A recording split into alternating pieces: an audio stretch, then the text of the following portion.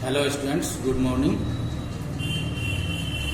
We are studying the chapter power sharing.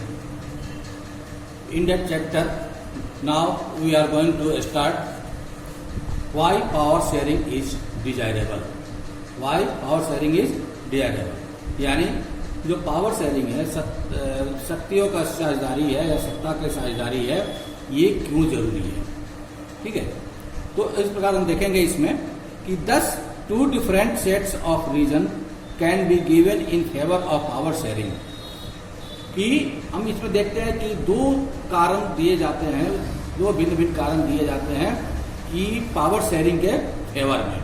Power sharing यानी सत्ता के समझौते के साझेदारी के अंतर्गत 2 रीजन दिए जाते हैं. कौन कौन सा? Firstly, power sharing is good because it helps to reduce the possibility of conflict between social groups. Since social conflict often leads to violence and political instability, power sharing is a good way to ensure the stability of political order. Means जो पहला reason दिया जाता है कि power sharing इसलिए भी आवश्यक है या जरूरी है कि यह सोशल ग्रुप्स जो होते हैं, सामाजिक समूह जो होते हैं, उनमें कन्फ्लिक्ट, उनके बीच कन्फ्लिक्ट की संभावनाओं को रिड्यूस करता है, यानी कम करता है. सोशल कन्फ्लिक्ट जो होता है वो क्या करता है? सोशल कन्फ्लिक्ट अगर होगा किसी भी समाज में या किसी भी समूह या किसी भी कंट्री में, तो उससे क्या होगा? पॉलिटिकल इनस्टेबिलिटी आएगी, राजनीतिक अस्थिरता आएगी.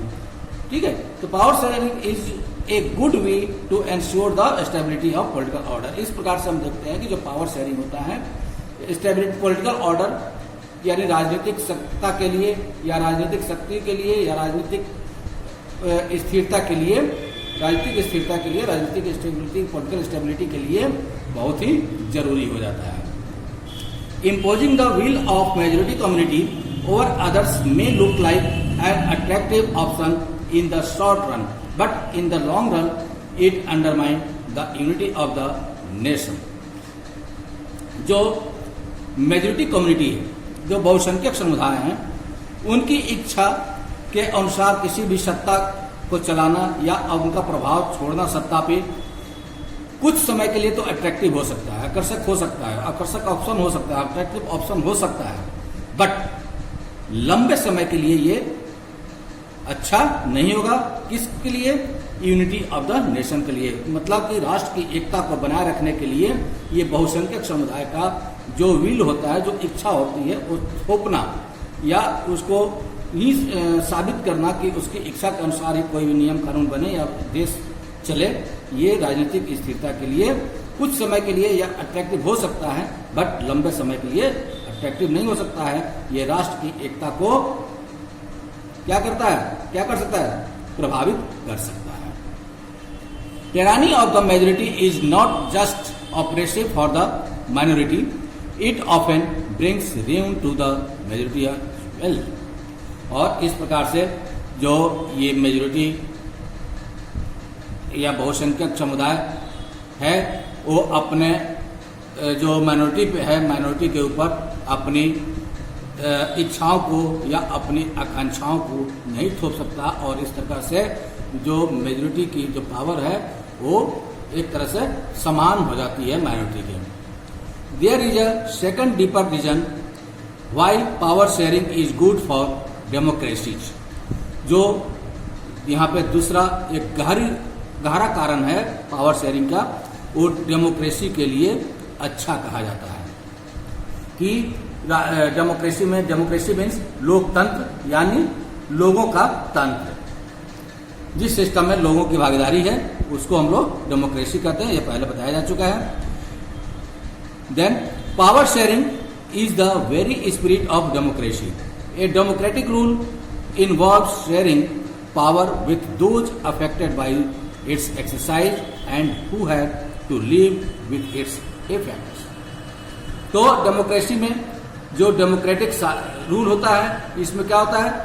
पावर शेयरिंग होता है. किसका? लोगों का, व्यक्तियों का, और व्यक्तियों के ऊपर ही ये प्रभावित होता है और उनको ही, उनके ऊपर ही ये प्रभाव डालता है.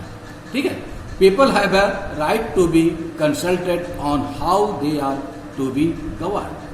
और पीपल के पास या लोगों के पास या व्यक्तियों के पास या नागरिकों के पास यह अधिकार होता है कि सरकार के द्वारा उनसे कंसल्ट किया जाए या सरकार को वो कुछ अपना राय मशवरा नागरिक दे सके। ये legitimate government is one where citizens through participation acquire a stake in the system. और इस प्रकार से जो विधायी सरकार होती है या लेजिटिमेट गवर्नमेंट होती है उसमें नागरिकों की भागीदारी होती है। जो भी तंत्र वहाँ होता है, देश में तंत्र होता है, वहाँ पे राजनीतिक भागीदारी होती है सरकार में। Let us call the first set of reasons prudential and the second moral. while prudential reason stress that power sharing will bring out better outcomes. Moral reasons emphasizes the very act of power sharing as valuable. और इस प्रकार से हम देखते हैं कि ये जो कारण है ये वहाँ के लोगों के लिए मनोबल के लिए एक लाभदायक सिद्ध हुआ है। और यहाँ पे प्रूडेंशियल रीजन्स जो है ये प्रभाव डालता है, शक्तियों का जो समझौता है या शक्तियों की जो सत्ता की साझेदारी है वो वहाँ के लिए काफ़ी अच्छा साबित हुआ है और वहाँ पे लोगों का मनोबल भी काफ़ी हाई है और इस प्रकार से यह वैल्यूएबल है। एक कार्टून के द्वारा भी दर्शाया गया है ये कि जर्मनी का ये मॉडल है, जर्मनी के बारे में कहा गया है ये।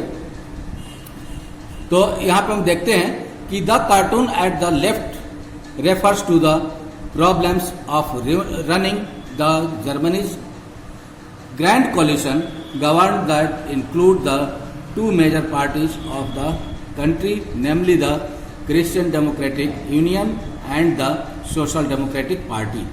ये कार्टून जो दिखाया गया है, एक कार्टून में दिखाया गया कि जर्मनी की सरकार है और जर्मनी की सरकार में ये कोलिशन गवर्नमेंट बनी है, यानी कोलिशन गवर्नमेंट मीन्स गठबंधन सरकार बनाई गई है। और यहाँ पे ये देखा जाता है कि यहाँ पे दो पार्टी मिल करके सरकार चलाती है। यहाँ पे देख रहे हो कि दो स्टीयरिंग व्हील भी है। स्टीयरिंग व्हील मतलब दो पार्टियों के लिए ये डिनोट किया गया है, दिखाया गया, दर्शाया गया है कि दोनों ही एक साथ सरकारें चलाती है, दोनों पार्टियां एक साथ सरकार चलाती है। तो इसमें जो फर्स्ट पार्टी है वो कौन सी है? Christian democratic union. और दूसरी जो पार्टी है वो सोशल डेमोक्रेटिक पार्टी है। ठीक है। The two parties are historically rivals to each other. They had to form a coalition government because neither of them got clear majority of seats on their own in the 2005 election. They take divergent positions on several policy matters but still jointly run the government. यहाँ पे 2005 में election जब हुआ था तो वहाँ पे किसी भी पार्टी की मेजोरिटी नहीं आई थी, बहुमत नहीं मिला था, किसी भी पार्टी को बहुमत नहीं मिला था, जिसकी वजह से कोई भी सिंगल पार्टी वहाँ सरकार जर्मनी में नहीं बना पाई थी। तो उसके लिए कोलिशन गवर्नमेंट दोनों पार्टियों ने मिलकर के कोलिशन गवर्नमेंट बनाया, गठबंधन सरकार बनाया और इस प्रकार से गठबंधन सरकार बना करके दोनों साथ साथ अपना सरकार चला रहे थे। और वहाँ पे पॉलिसी दोनों ही सरकार पॉलिसी बनाती है, आपस में मिलजुल कर पॉलिसी बनाती है और ज्वाइंटली बनाती है, but still jointly run the government. Policy बनाती है अपने अपने क्षेत्रों के लिए, अपने अपने वादों के अनुसार पॉलिसी बनाती है, लेकिन उसके बावजूद भी ये ज्वाइंटली गवर्नमेंट चल रही है। दोनों गवर्नमेंट एक साथ चल रही है, दोनों पार्टियों की गवर्नमेंट नहीं बल्कि दोनों पार्टियों की गवर्नमेंट एक साथ चल रही है। दोनों पार्टी मिल करके गठबंधन सरकार बनाया है, कोलिशन गवर्नमेंट बनाया है और उनकी सरकार एज यूजुअल चल रही है। ये पॉइंट यहाँ पे हमें खत्म हो जाता है। ठीक है। तो उसके बाद हम एक कहानी देखते हैं, कहानी दिया हुआ है यहाँ पे, स्टोरी दिया हुआ है, ये खालिद डायलेमा क्या है कि यहाँ पे एक विक्रम और बैताल होते हैं, दोनों आपस में बातें करते हुए चलते जाते हैं। तो क्या बातें करते हैं उसमें? As usual Vikram's was driving the motor bike under a vow of silence and Baital was the pillion rider. Vikram है, विक्रम जो है अपना मोटर बाइक जो है मोटरसाइकिल चलाते हुए जा रहा है और उस पे उसके पीछे बेताल बैठा हुआ है, राइड किया हुआ है, साथ में वो भी जा रहा है। एज यूजुअल बेताल स्टार्टेड टेलिंग विक्रम, दोनों ही चुपचाप चलते जा रहे हैं। तो उसमें बेताल ने क्या किया कि कुछ बातें कहनी शुरू कर दी। तो स्टार्ट किया telling Vikram a story to keep him awake while driving. तो कि उसको डर था कि कहीं ऐसा ना हो कि विक्रम पीछे बैठा हुआ है तो कहीं सो जाए, सो करके वो गिर जाए। तो उसने क्या किया, एक कहानी कहना शुरू कर दिया ताकि वो जगे रहे, सोए नहीं। तो कहानी क्या थी, this time the story went as follows. तो कहानी क्या थी, वो कहानी यहाँ पे दिया हुआ है। In the city of Beirut there live a man called Khalil. Beirut शहर के बारे में है जहां की एक व्यक्ति था जिसका नाम था Khalil. His parent came from different communities.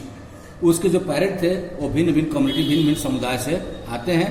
His father was an orthodox Christian and mother a Sunni Muslim. उसके जो पिता थे वो ऑर्थोडॉक्स क्रिश्चियन थे और मदर जो थी सुन्नी मुस्लिम थी।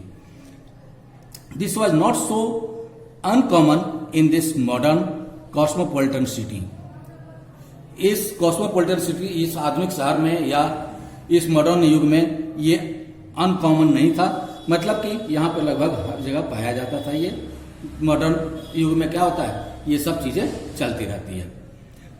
People from various communities that lived in Lebanon came to live in its capital Beirut. और उनके जो पेरेंट्स थे, ये बहुत सारे कम्युनिटी थे, कम्युनिटी के लोग क्या लेबनान से आए थे और बेरूत जो कैपिटल था लेबनान का, वहां पे रह रहे थे। They live together intermingled, yet fought a bitter civil war among themselves. One of Khalil's uncle was killed in that war. और यहाँ पे क्या था, वहां पे कुछ उथल पुथल मचा हुआ था और सब लोग एक साथ रह रहे थे, लेकिन उथल पुथल मचा हुआ था एक सिविल वार के। जो सिविल वार हमने पिछले वीडियो में बताया था क्या होता है। तो एक वहां पे बेरूत के अंदर एक सिविल वार चल रहा था और उस सिविल वार में जो खलील था, खलील के चाचा भी मारे गए थे। At the end of this civil war, Lebanon's leaders came together and agreed to some basic rules for power sharing among different communities. जब सिविल वार समाप्त हुआ तो लेबनान के जो लीडर्स थे वो लोग एक साथ बैठक किया। बैठक में कुछ समझौतों पे उन लोगों ने निर्णय लिया, कुछ समझौते किए। डिफरेंट कम्युनिटीज के बीच कुछ समझौते किए कि डिफरेंट कम्युनिटीज के बीच पावर शेयरिंग किस प्रकार से किया जाए और कुछ कौन कौन से रूल्स बनाए जाए।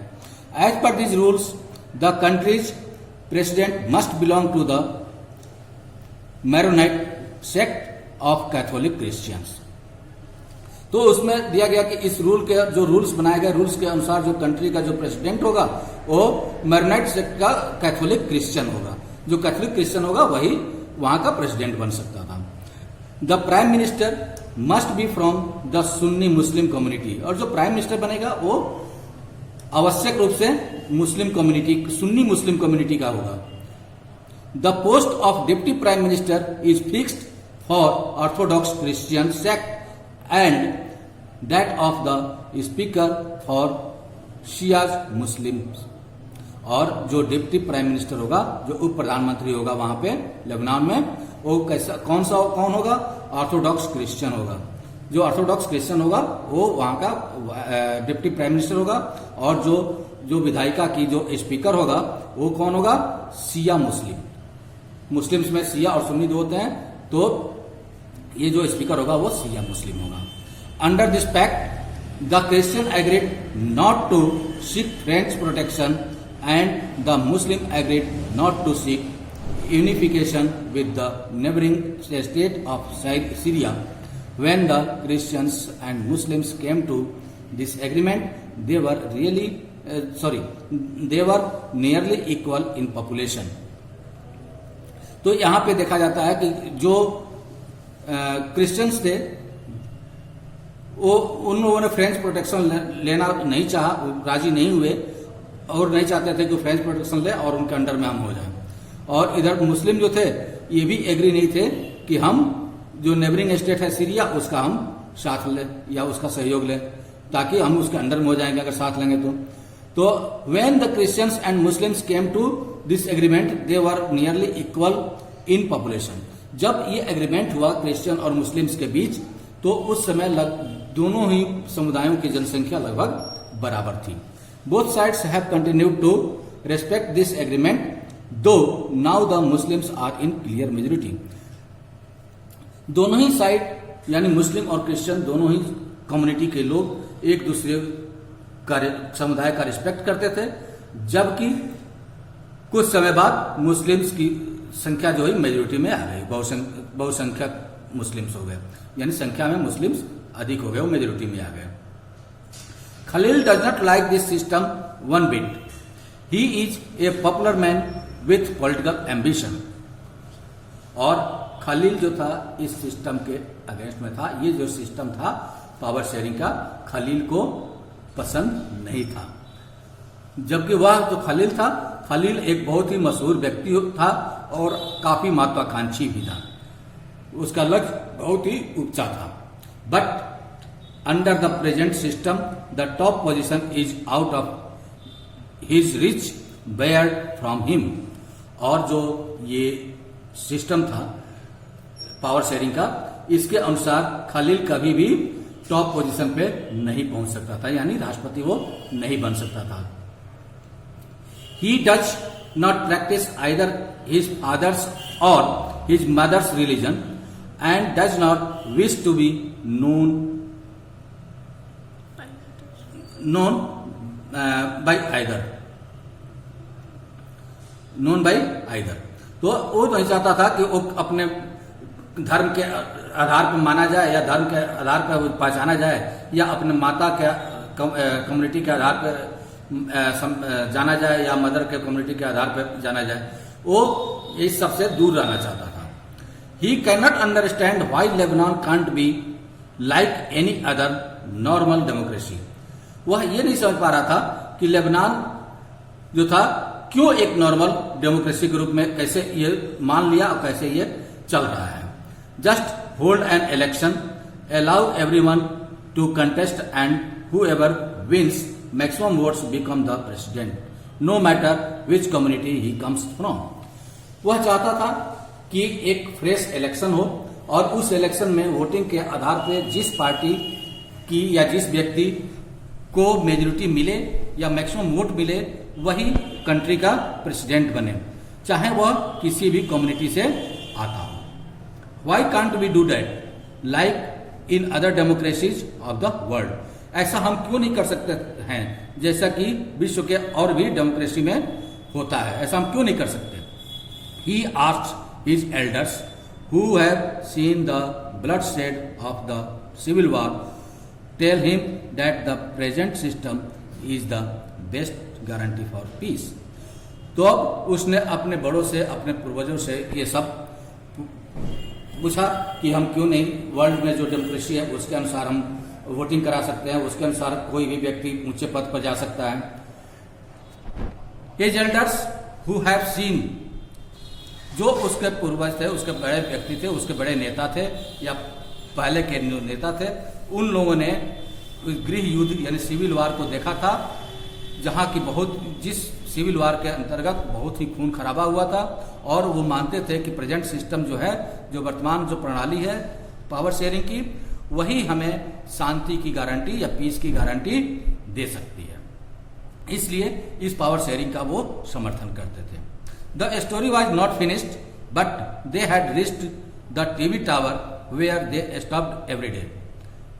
कहानी अभी पूरी नहीं हुई थी, लेकिन वे विक्रम और बेताल टीवी टावर के पास पहुंच गए, जहां की प्रतिदिन वो रुका करते थे। Betal wrapped up quickly and posed his customary questions to Vikram.